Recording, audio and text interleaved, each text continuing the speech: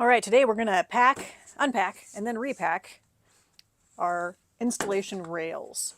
These are meant for you to basically rent because once you've used them for Slate-ish, you really probably don't have any other use for them. They're kind of project specific here.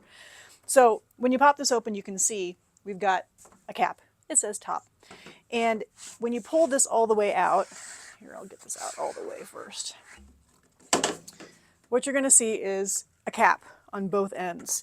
And this is holding the two rails together. I'm going to move this. So when you take this apart, what you'll see is a piece that is meant to hold these so that they don't rub, they don't crunch, everything stays where it should in shipping. So this looks real easy, but when you go put these back together, it takes a little bit of paying attention. Same thing back here.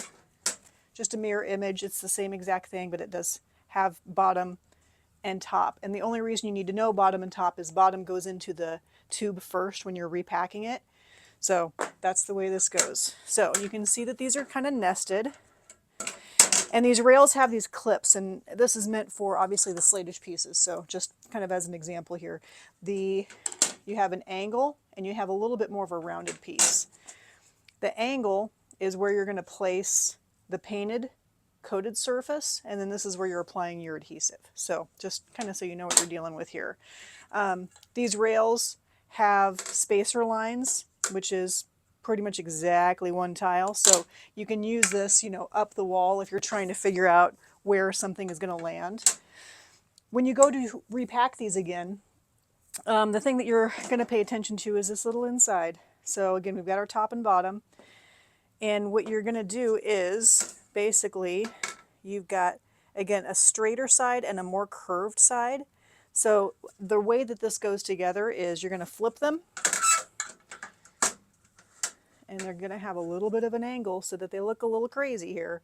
But let's see if I did this right. Ta-da! So as you can see, these nest nicely, and this cap helps them stay in place. And the same thing's going to happen down here. So let's see if I can get it the right direction here. Maybe. There we go. Okay. So caps are in. So now is when you take your tube again.